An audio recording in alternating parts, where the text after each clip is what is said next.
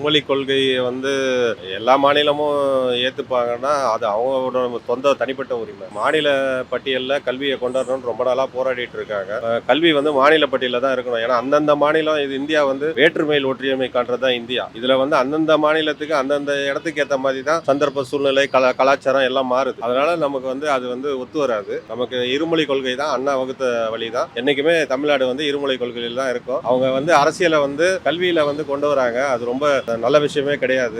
எவ்வளவோ அரசியல் பண்றதுக்கு எவ்வளவோ விஷயம் இருக்கு. அதை பண்றதை விட்டு தேவையில்லாம இது மாதிரி பண்ணிட்டு இருக்காங்க. அந்த அரசுக்கு இப்ப மெஜாரிட்டி இல்லாம இருக்காங்க. அடுத்த வாட்டி இன்னும் மோசமா விளைவுகள் வந்து மக்கள் நல்ல தீர்ப்பு அவங்களுக்கு வழங்குவாங்க. கல்வியில நம்ம கொஞ்சம் முன்னேறிய நிலையில இருக்கிறனால தான் நம்மளுக்கு பகுத்தறிவு சிந்தனை இருக்குது. பகுத்தறிவு சிந்தனை இருக்கிறனால தான் நம்ம பாரதிய ஜனதாவை இங்க புறக்கணிக்கிறோம். அதாவது வந்து எல்லா மதங்களும் இங்க இருக்கிறாங்க, எல்லா சாதிகளும் இருக்கிறாங்க. ஆனா பாரதிய ஜனதா ஒருபோதும் இங்க நம்ம கால் ஊன்ற முடியாது. அதுக்கு காரணம் என்னன்னு கேட்டீங்கன்னா நம்மகிட்ட இருக்கக்கூடிய மிகச் சிறப்பான கல்வி அறிவு. கேரளாவும் தமிழ்நாடும் மிகச் சிறப்பான கல்வி அறிவை கொண்ட மாநிலமா இருக்கிறனால தான் பாரதிய ஜனதா கட்சியை இங்க வேர் பிடிக்க விடாம வேரோடு மண்ணோடு புடிங்கி எரிஞ்சுக்கிட்டு இருக்கு. ஒவ்வொரு தேர்தலும் அதை பார்த்துக்கிட்டு இருக்காங்க. அப்ப இங்க தமிழ்நாட்டுல பாரதிய ஜனதா கட்சியை காலூன்ற வைக்கணும்னா முதல்ல அவங்களுடைய கல்வியை அடிச்சு நொறுக்கணும்னு பாக்குறாங்க. இது வந்து அனைத்து கட்சியும் ஒன்றிணைந்து ஒன்றிய அரசுக்கு எதிராக பாசிச பாஜகவுக்கு எதிராக மிக வன்மையான கண்டனங்களை பதிவு செய்யணும். ஏன்னா ஒன்றிய அரசு ஒன்று நினைவில் கொள்ளணும், பல்வேறு அடக்குமுறைகளுக்கு எதிராக வெகுண்டெழுந்து ஒன்றிய அரசவே நடுங்க வைத்த வரலாறை கொண்டதுதான் தமிழ்நாடுடைய மண்ணினுடைய வரலாறு. அதாங்க அது மும்மொழி கொள்கை வந்து கட்டாயமாக சென்று